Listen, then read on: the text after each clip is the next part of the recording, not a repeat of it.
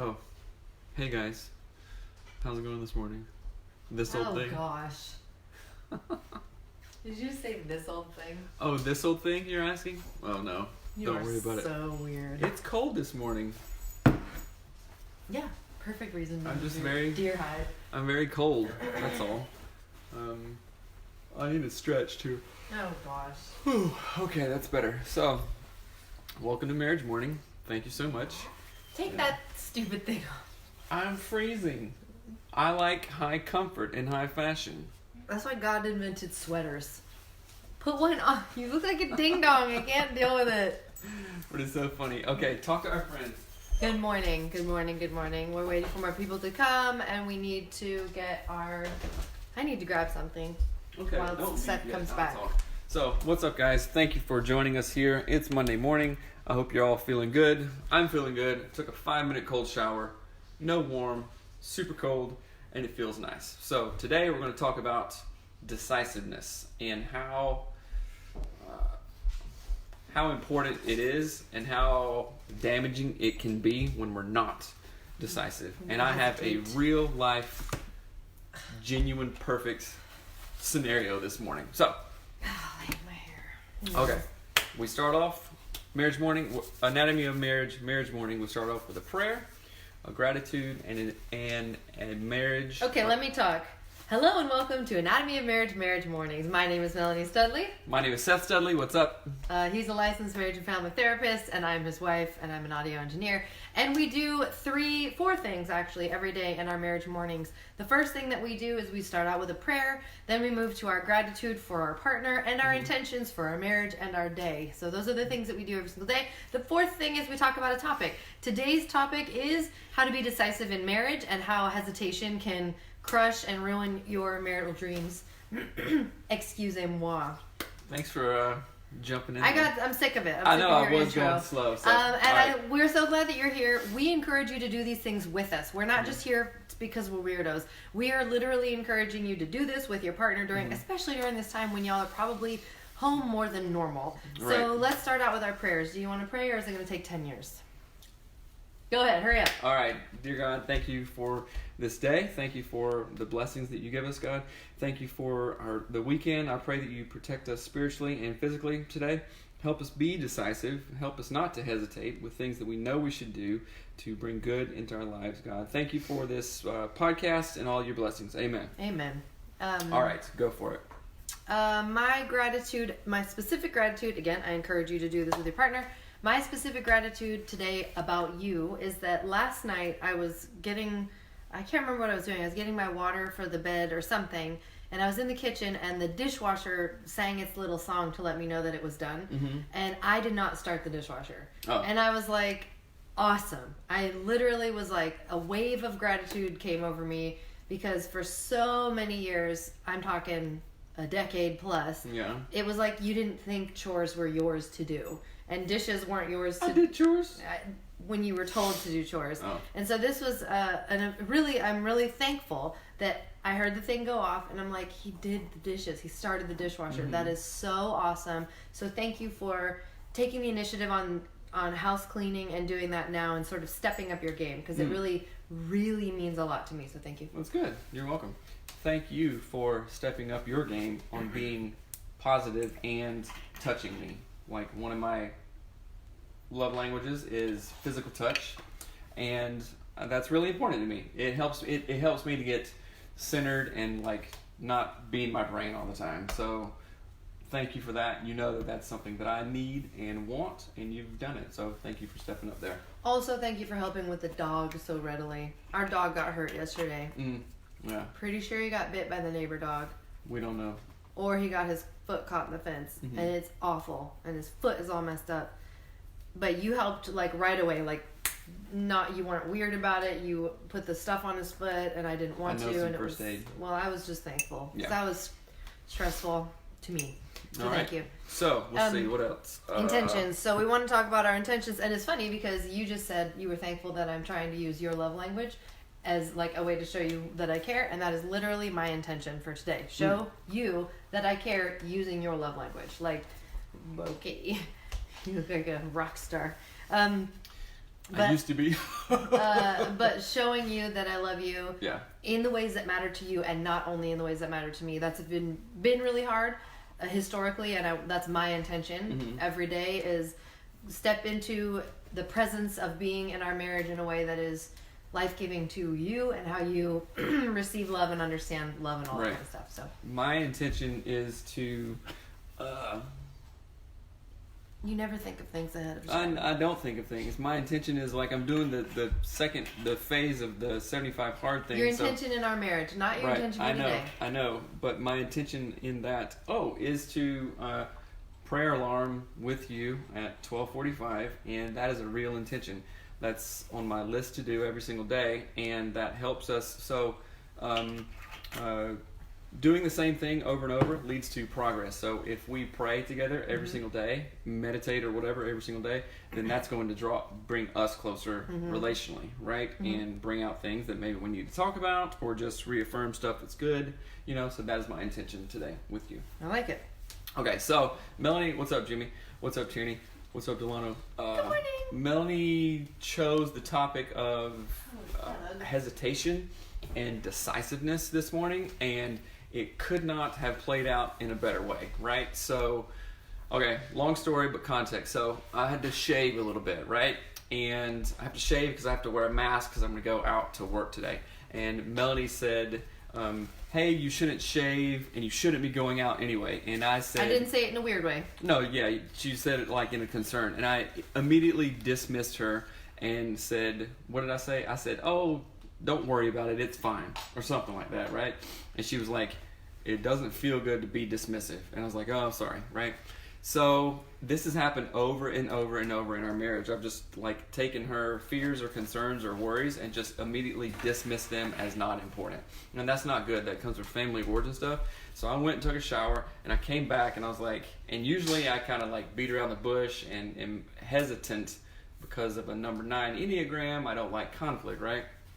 So I hesitated there, and I was like, nope, I'm not going to do that this morning. And I went back to her, looked at her straight in the face, and said, hey, I'm sorry. I know that I dismissed you there. I know what it feels like because I've been dismissed before, and it sucks as a feeling, so I did that to you. I'm 100% sorry. And she said, okay, thank you. And boom, it's over, right? But as in the past, it would have taken maybe an hour or all day, or we would have gotten into a bigger argument and fussed about other stuff, right? But we did not. I'm guilty of this, Delano. Yeah, you gotta nip it in the bud right then and there, because the way that I was able to do it this morning, which I'm not bragging or anything, there's been 14 years of not doing it that way. It stopped it, and that is, trust me, a way better way to do it. So yeah, and I appreciate you sharing that story because it did feel really crappy, and I know you weren't doing it on purpose, but I'm glad that you handled it the way that you did. And the inspiration, of course, hashtag Jocko Willink, man crush, whatever's going on here.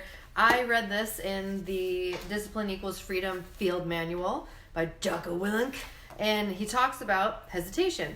So I want to read just a little portion of it because it really hit me, and I have a story to share as well. So it says, hesitation is the enemy. Hesitation allows the moment to pass, the opportunity to be lost, the enemy to get the upper hand. Hesitation turns into cowardice. It stops us from moving forward, from taking initiative, from executing what we know we must. Hesitation defeats us, so we must defeat it. To win, all you have to do is overcome that moment, the waiting, the hesitation. And to do that, all you have to do is go, move, take the action, get out of bed, get your feet on the ground, step forward, do not hesitate, do not wait, go forward and win.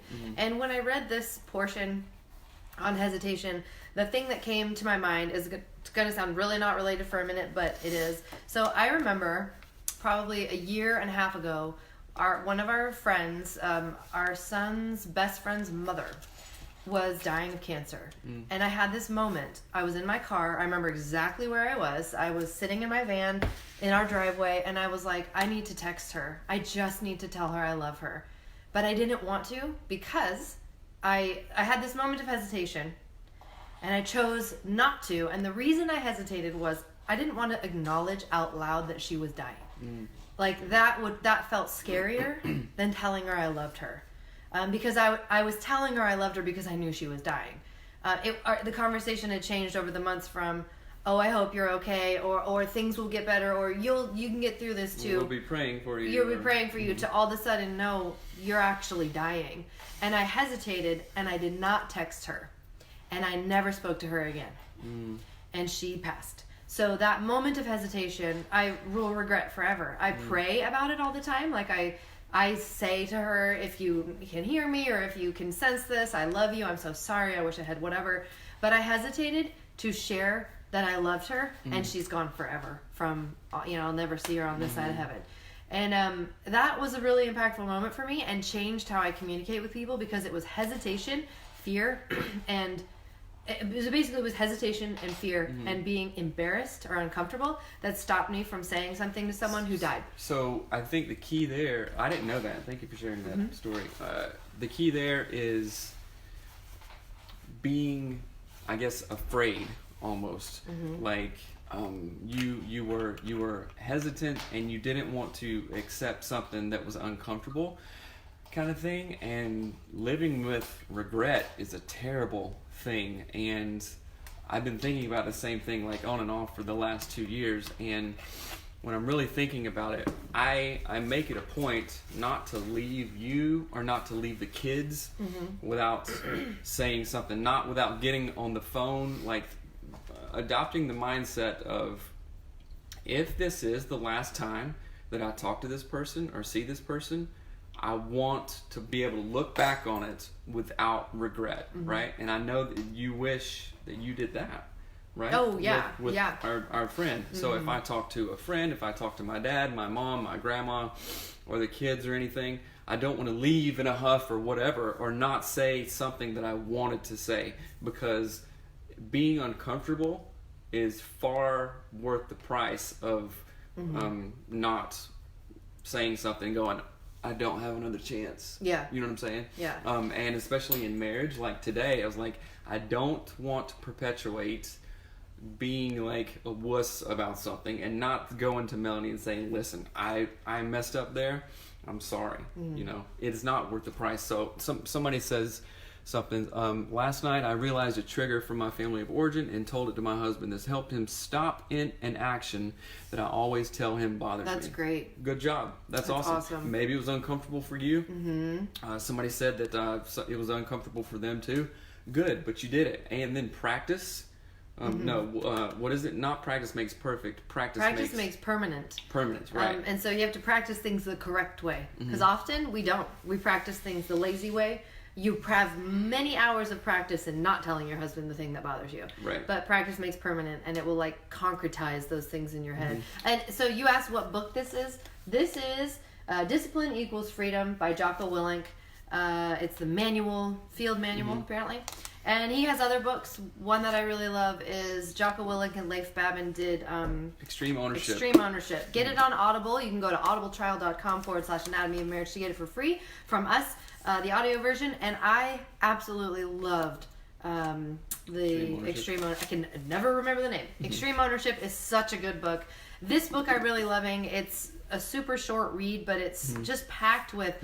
It's like dynamite information. It's really good. And it's just given in a way that's so clean and clear. That's what I love about this. And it's all military, like man stuff. So our friend Tierney, if you're still watching, what's up? We talked about David Goggins' book. It's called Can't Hurt Me a while back, and it is insanity. And wait, is he a Navy SEAL? He was a Navy SEAL, yeah. I'll read it now. Oh man! Apparently, I'm in love with. Oh my gosh, it's so awesome, and he's so intense, and he talks about, like we don't believe that we can actually do things until you actually do them, but it's all about in our mind that we think our 100%, like, oh, I'm just pushing so hard, I'm grinding. Our 100% is actually like our 60%, and we truly in real life have 40% left in the tank. Yeah. And that's one thing that 75 Hard made me realize, that I do have a lot more to give. And I completed it and I crushed it. And the level of confidence that gives you, Ed Milet talks about, to build self-confidence, to build confidence in yourself, you do the things that you say you're going to do, right? You do the things that you say you're going to do. If you agreed to something, if you made a goal, because when we go let ourselves off the hook, that just reinforces like, well, it doesn't really matter. And I'm not a person that completes things, right? I'm not a person that completes things. And that confidence and discipline comes with hard work that you have to do yourself, because there is no other way.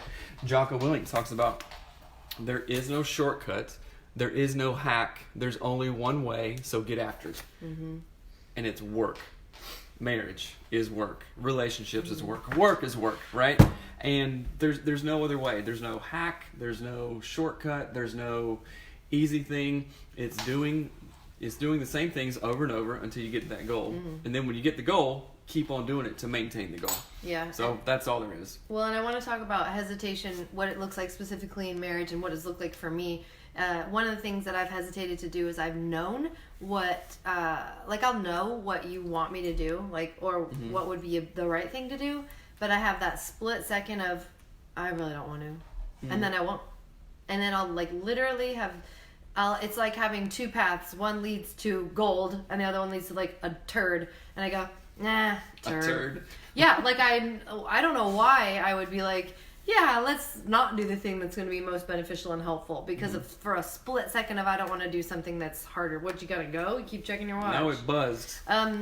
Anyway, so I think it's important to really reevaluate what the power of not being decisive, the power to take your marriage apart, the power to ruin a moment, to steal it from you forever, right? And I think it's just so important, and it really struck me again with my friend passing and me not being able to tell her I loved her, and how much all those things. There's so many things I regret about that, but I can't go back, and I wasn't decisive.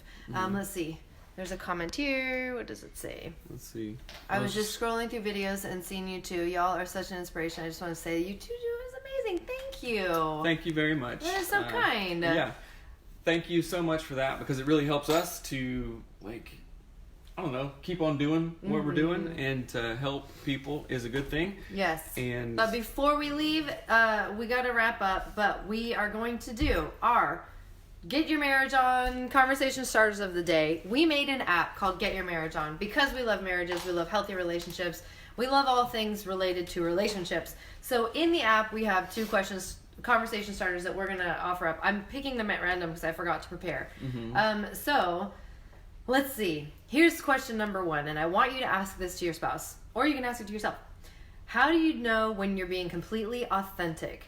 When did you last feel that way? I don't know, and I've never felt that way ever. You're the worst. Okay. So we can answer this later or whatever. If you're in a hurry, you keep checking your watch. No, I'm not in a hurry. So, when I'm... Okay. How do you know when you're being completely authentic? This is going to sound funny. When I'm doing the show.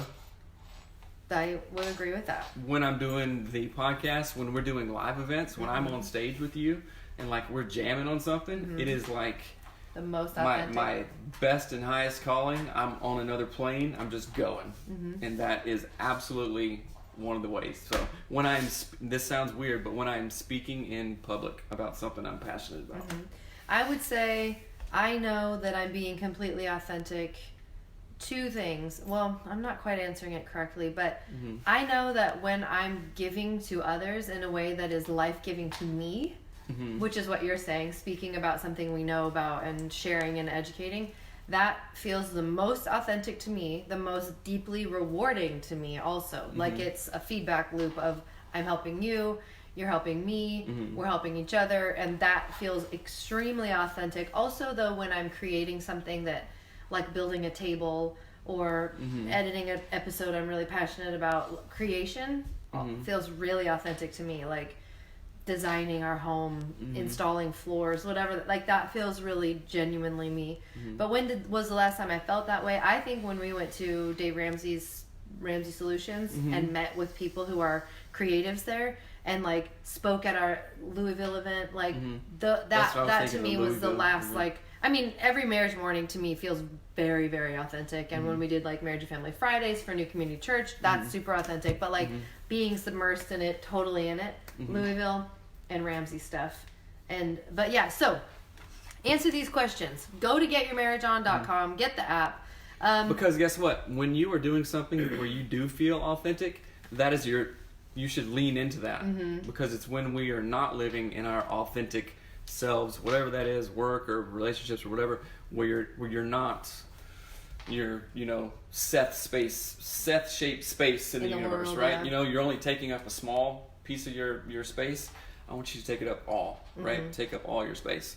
So, okay, I'm freezing because I took a 5-minute cold shower and I don't have socks on right now. Hold on. The next question is, how do you like me to style my hair? So that's what it is. So these are just for fun questions. So go to getyourmarriageon.com, get the app, or you can get it from our website. It's called Get Your Marriage On. It's super fun. Do your conversation starters together. I'm serious.